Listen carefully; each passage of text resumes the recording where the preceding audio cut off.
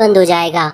पर अब सियान ने काफी कुछ सुन लिया था और वो काफी बुरी तरह से हिकीबी को मारना शुरू करता है और उससे कहता है कि इस स्कूल में वही नियम है और वही पुलिस है। इतनी मार खाने के बाद भी हिकीबी उसके सामने हार मानने से मना करता है और कहता है कि वो उसके सामने कभी हार नहीं मानेगा। सभी स्टूडेंट्स भी हिकीबी को देखने लगते हैं और हिकीबी कहता है कि वो जो कुछ भी कर रहा है वो सब गैर कानूनी है। सियान के एक इशारे पर सभी स्टूडेंट्स कहने लगते हैं कि सभी को स्कूल के इंस्ट्रक्टर और स्कूल के रूल्स को मानना चाहिए। साथ ही जो कुछ भी यहाँ पर चल रहा है वो बिल्कुल सही है और उनके साथ ऐसा ही बर्ताव करना चाहिए। हिकीबी को समझ में नहीं आता कि वो सभी ऐसा क्यों कह रहे हैं। सियान बताता है कि कोई भी उसके पक्ष में नहीं बोल रहा। फिर सियान हिकीबी के रूममेट से पूछता है कि क्या जो यहाँ पर हो रहा है वो गलत है, जिस पर वो तीनों भी मना करते हैं और कहते हैं कि यहाँ जो कुछ भी हो रहा है वो सब ठीक है। ये सब देखकर हिकीबी को समझ नहीं आ रहा था कि वो सभी ऐसा क्यों कर रहे हैं और क्यों कोई भी उसके सपोर्ट के लिए नहीं आ रहा। तभी वहाँ पर सियोरी आती है। वो लगने लगता है कि वो उसकी मदद के लिए आई है, पर तभी सियोरी हिकीबी को काफी बुरी तरह से मारने लगती है और काफी बुरी तरह से मारने के बाद वो सियान से कहती है कि वो इस नए स्टूडेंट के लिए स्टूडेंट काउंसिल की तरफ से माफी मांगती है। वो भी सियान के सामने माफी मांगते हुए झुक जाती है और हिकीबी सियोरी से पूछने लगता है कि उसने ऐसा क्यों किया, जिस पर वो बताती है कि ऐसे वो कभी भी किसी भी इंस्ट्रक्टर को नहीं हरा सकता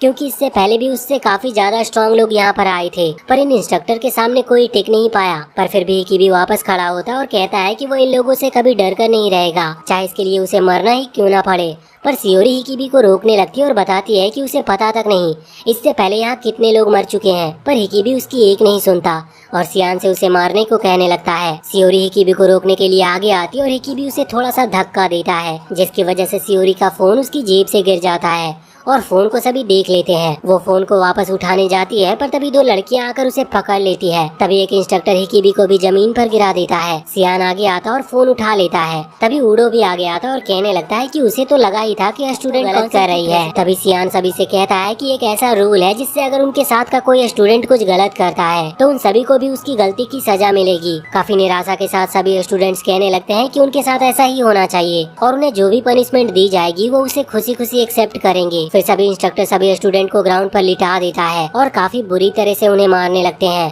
फिर सियान सियोरी की क्लास की लड़कियों को बुलाता और उनसे सियोरी को पिटवाता है। हालांकि सियोरी की क्लासमेट का ऐसा कुछ करने का मन नहीं कर रहा था, पर सियान के कहने की वजह से उन्हें सियोरी को मारना ही पड़ता है। हिकीबी खुद की वजह से बाकी स्टूडेंट को पिटता देख नहीं पा रहा था, जिसकी वजह से वो माफी मांग लेता है और कहने लगता है कि सियान सही था और वो गलत है। अब ये सुनकर सियान भी खुश हो जाता और बाकियों को रोक देता है।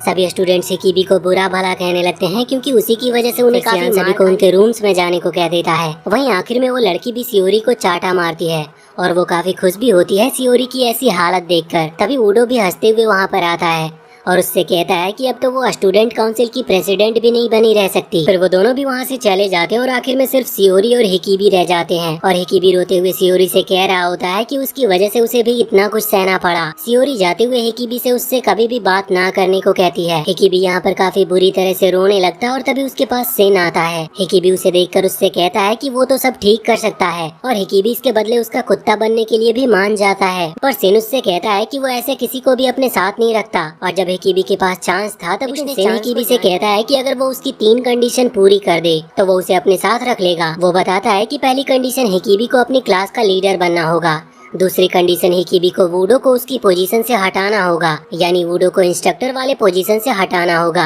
फिर वो तीसरी कंडीशन बताता है पर वो हम सुन नहीं पाते और वो कहता है कि अगर वो इन तीनों कंडीशन को पूरा करेगा तो ही उसे वापस वो अपने साथ रखेगा और सिन की मदद से हिकीबी इस स्कूल पर राज कर पाएगा। जिसके बाद हम देखते हैं कि हिकीबी अपने रूम में पहुंच जाता है और उसे देखकर कोई भी खुश नहीं दिख रहा था। तभी वो सभी से कहता है कि आज से वो उनका लीडर बन रहा है। ये सुनकर सभी उसके ऊपर हंसने लगते और हिकीबी से कहते हैं कि वो उनका लीडर कभी नहीं बन सकता। पर तभी हिकीबी अपने बैग से काफी सारी चॉकलेट और बाकी खाने की चीजें निकालता है और उनसे कहता है कि अगर वो उसे उनका लीडर बनने देगा तो वो ऐसे चीजें हमेशा खा सकते हैं। ये देखकर सभी तुरंत ही उसे लीडर बनाने के लिए मान जाते हैं। ये सारा प्लान असल में सिन का ही था। अब लीडर बनने के बाद सिन के प्लान के हिसाब से हिकीबी ऊडो के पास जाता है और उसके रूम में घुसते ही उसे एक मुक्का मार देता और उससे कहता है कि आज से उनका लीडर वो है, तो वो उससे फाइट करने की सोचे भी ना। पर तभी ऊडो अपने साथियों के साथ हिकीबी का पीछा करने लगता है और हिकीबी उनसे दूर भाग रहा था। फिर हिकीबी अपने जैकेट में पत्थर भर लेता और एक एक करके वुडो के साथियों को मारने भी लगता है। ये देखकर वुडो भी हैरान था कि हिकीबी इतने तेज भागते हुए भी उसके साथियों को मार जाने लगता है और साथ ही हिकीबी टाइम भी देखता जा रहा था। के बाद वो भागते हुए ऑफिस में पहुंच जाता है जहाँ पर बिन भी था जो टाइम देख रहा था और उनके अंदर आते ही वो गेट बंद करने लगता है। ये देखकर वुडो उससे पूछता है कि वो गेट क्यों बंद कर रहा है। जिस पर बेन बताता है कि 9 बजते ही सभी गेट्स बंद कर दिए जाते हैं और यही यहाँ का रूल है। जो भी बाहर है वो बाहर ही रहेंगे और जो अंदर है वो अंदर ही रहेंगे। इससे वुडो समझ जाता है कि हिकिबी का प्लान शुरुआत से यही था कि वो 9 बजे से किसी तरह वुडो को यहाँ ला सके।